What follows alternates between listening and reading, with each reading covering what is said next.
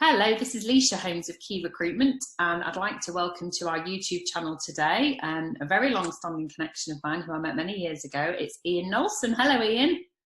Hi, Lysha. How are you doing? I'm doing very well, thank you. Yeah, I'm keeping safe. I hope you are too. And I wanted to invite you on today because obviously you and I have known each other a very long time, and we really share a lot of positivity about the market. And I would think it'd be really useful for our viewers and my connections for some of your wisdom to really shine through. So there's a couple of areas I want to talk to you about today. So first and foremost, where we're at the moment with COVID-19, your role as a non-exec director in a number of recruitment businesses gives you, I think, a very unique perspective of what's happening in the recruitment market. So can you just give us a snapshot of how you see things currently, and then where you think there's going to be potential for businesses to either, focus their growth and recruitment, so to speak, and also where companies should be really focusing on investment.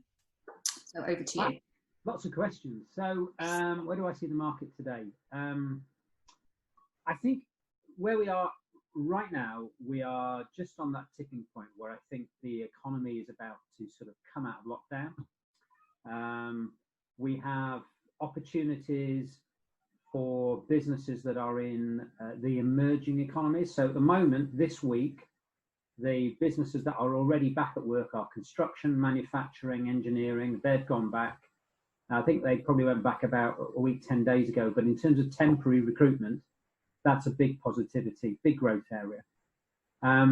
As a non-exec director, one of the things I've picked up in construction is that the construction sites probably want to work longer hours. So they're going to probably open about 7 o'clock in the morning, certainly go through beyond 8 o'clock in the evening, maybe longer than that. And you could find 24/7 working in certain places where it's not interfering with domestic properties and things like that. So you might need double shifts. So construction, definitely with safe conditions, with the right distancing, construction I definitely think is going to grow, and is going to go fast. So that's one sector. Engineering, manufacturing, they're back. Temps are definitely being sorted in all of those areas. I think office working, so all the traditional accountancy, IT, they most of them have been working to a greater or lesser extent through lockdown. So that's continuing. There are other sectors now which we hear are coming out. So retail is going to move out again this week. I just think we'll start to see things pick up a lot quicker, and I'm very positive about it all. We've got a number of big challenges as a nation and as a global society, but I'm extremely positive. I think there's been some big changes. I think the work from home experiment is no longer an experiment. I think people have already accepted we can work from home. Why would I want to get in a car and drive all the way to Bristol? I live in Cheshire, by the way, for a 2-hour meeting to drive all the way back when it's somebody I know. If it's somebody I know, then I'll just get on a Zoom call. It's so easy, isn't it? Yeah, I mean, you and I, last time we met, I think it was the Printworks in Manchester. We had lunch together. We chatted about a few things. If we wanted to get together now, we could just have a cup of coffee and, we can ring each other up, Got one. Yeah, there you go, you see. It is, see? Things have changed. Things are easy. And I, in as well as my non-exec work, I also do growth coaching, and I'm also with some of the brands. I do a bit of global influencing using social media, as you know. Yeah. And I'm already communicating and talking to guys who started in the last hour in New York, and I'm going to be doing a training and coaching section with clients in Hong Kong and New York in the next few weeks. And people are very comfortable. You went back 4 or 5 months ago, people were a bit, I'd rather you came down here and did it in a classroom. Now it's like, well, let's make this work. Yeah, it's a trust thing, isn't it? I think, and I think for people like yourself and myself, we've worked through very difficult economic conditions, but it's not necessarily affected everyone.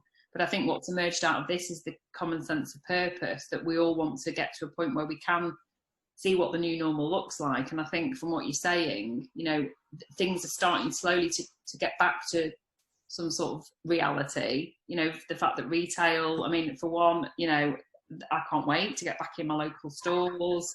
It's all myself and my daughters talk about. On a serious note, that's part and parcel of your life. Obviously, when schools start to go back, I think that's a critical thing. But I think it's very, what you said, there's some of the industries that you talked about, like you say, they've found a way around it.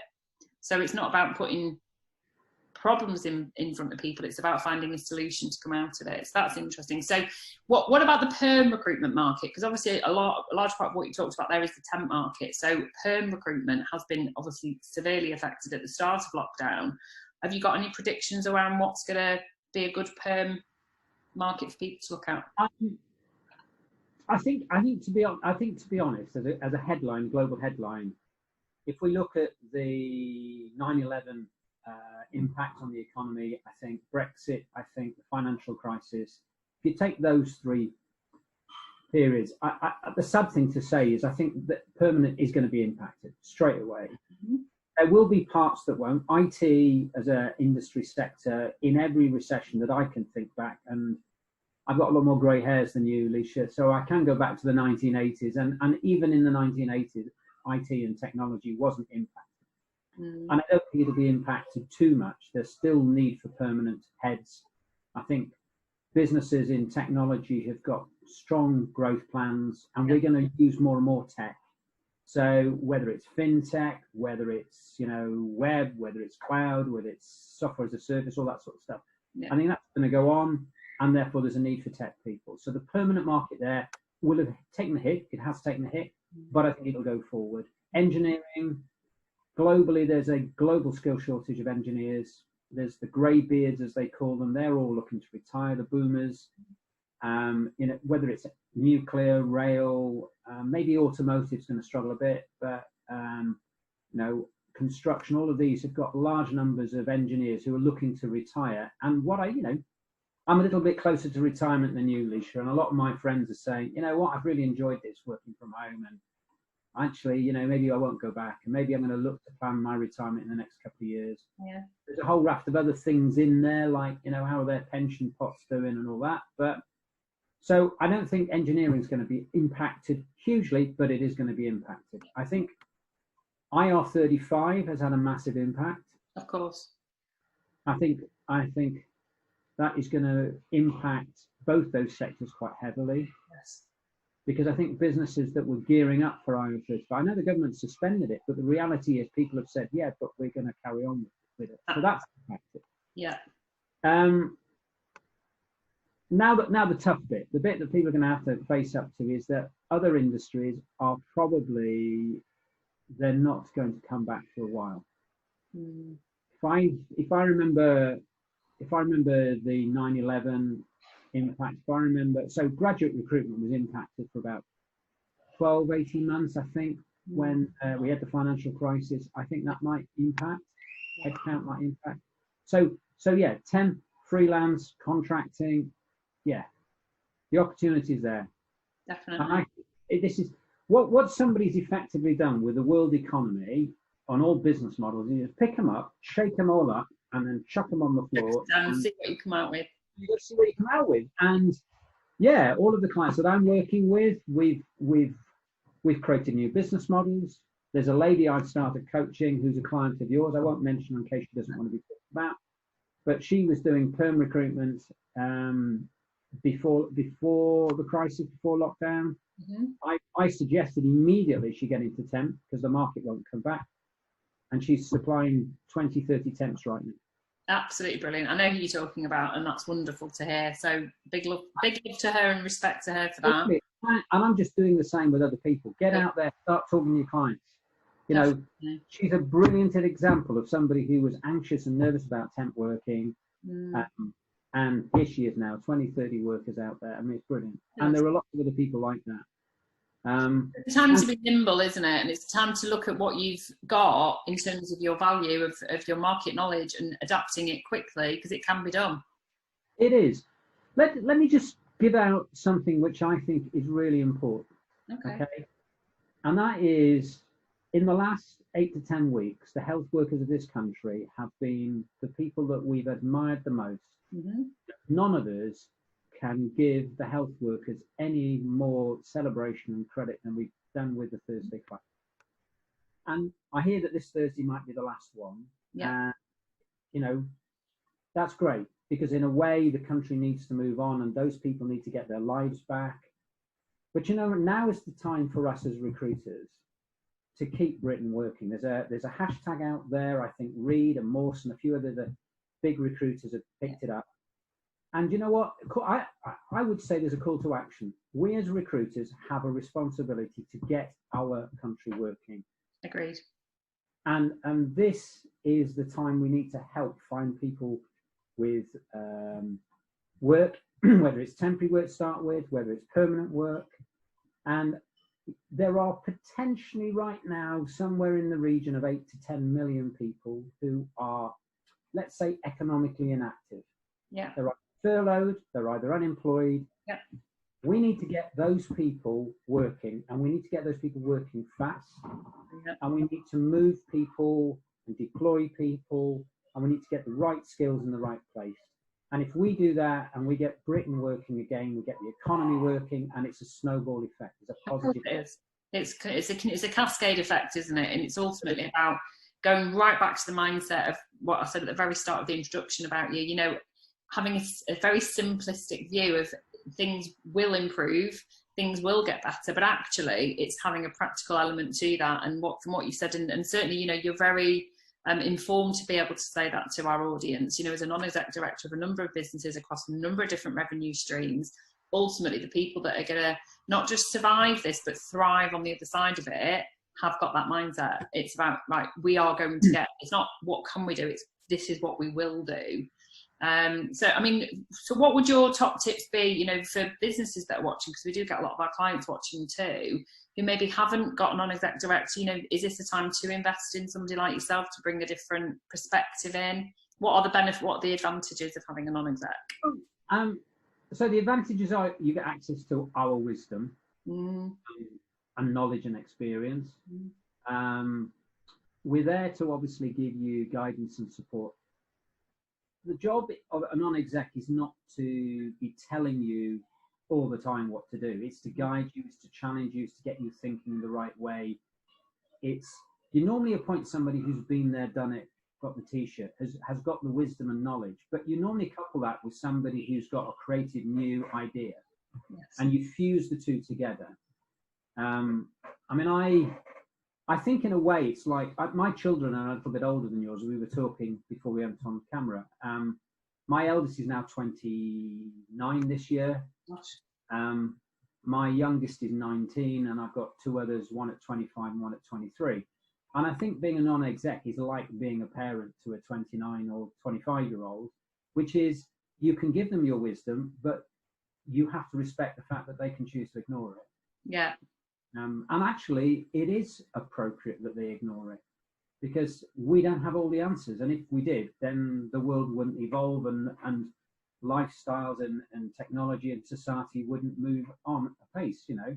So yeah. It is right. But equally, history has a habit of repeating itself. And, you know, it's sad, because there are going to be some painful parts of the next 2 to 3 years, but there are also some real positive things. And I, like you, for the next 12 months, the glass is going to be either half empty or half full.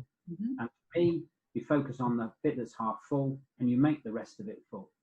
And you've got to work on it. And there are businesses out there that are going to thrive in this recession. In 4 or 5 years' time, we'll hear huge success stories of businesses that set up during the recession. Absolutely.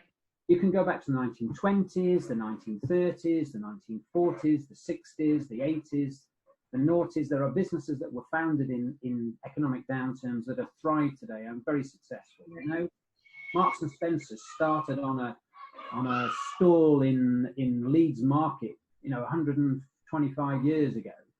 You know, there are lots of businesses out there that started, and they're going to grow now. So why shouldn't your listeners right now be one of those successful businesses? I agree.